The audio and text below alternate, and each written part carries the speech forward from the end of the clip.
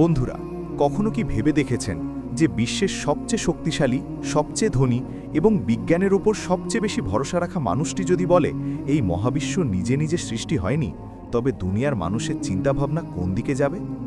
আজ আমরা কথা বলছি ইলন মাস্ককে নিয়ে, স্পেস এক্সের মালিক, টেসলার মালিক, এক্সের মালিক এবং সেই ব্যক্তি যাকে দুনিয়া প্রযুক্তির সম্রাট মনে করে। ইলন মাস্ক একসময় প্রকাশ্যেই বলতেন যে যারা ঈশ্বরে বিশ্বাস করে তারা বোকা। তিনি বলতেন ম্যালেরিয়ায় আক্রান্ত হয়ে মৃত্যুর খুব কাছাকাছি পৌঁছেও তিনি কখনো প্রার্থনা করেননি। এমনকি বিজ্ঞান ও ধর্ম একসাথে চলতে পারে না বলেও তিনি বিশ্বাস করতেন।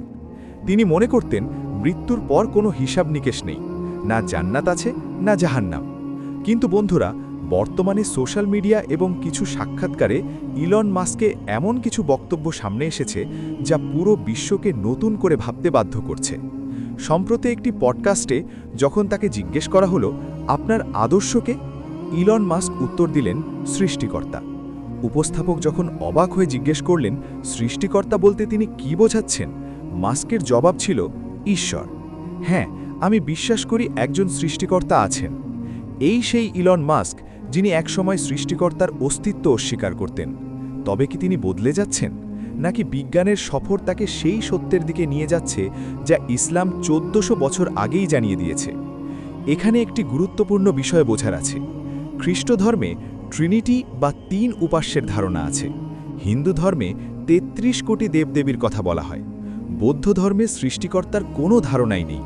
কিন্তু ইসলাম শুরু থেকেই কেবল এক স্রষ্টার কথা বলে, কুল হুয়াল্লাহু আহাদ, বলো আল্লাহ এক। ইলন মাস্কও তার বক্তব্যে এটিই বলছেন যে সৃষ্টিকর্তা একজনই, মানুষ তাকে ভিন্ন ভিন্ন নামে ডাকে, ঈশ্বর, আল্লাহ, খোদা।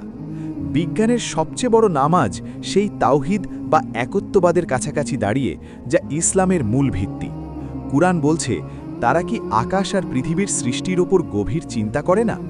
আজ মাস্কের মতো বিজ্ঞানীরা মহাবিশ্ব নিয়ে গবেষণা করতে করতে মানতে বাধ্য হচ্ছেন যে এত নিখুঁত এক ব্যবস্থা নিজে নিজে তৈরি হতে পারে না। প্রতিটি সৃষ্টির একটি বিশেষ নকশা এবং উদ্দেশ্য আছে। ইলন মাস্কের মতো মানুষ যদি বিজ্ঞানের পথে চলে সৃষ্টিকর্তা পর্যন্ত পৌঁছাতে পারেন, তবে আমরা যারা জন্মগতভাবে ঈমানদার, আমাদের বিশ্বাস কতটা মজবুত হওয়া উচিত। তার এই বক্তব্যের পর সোশ্যাল মিডিয়ার কমেন্ট সেকশন যেন এক একটি গল্পের ঝুলি হয়ে উঠেছে।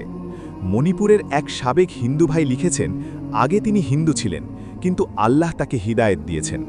আজ তিনি ওমর ফারুক হিসেবে 5 ওয়াক্ত নামাজ ও রোজা পালন করছেন।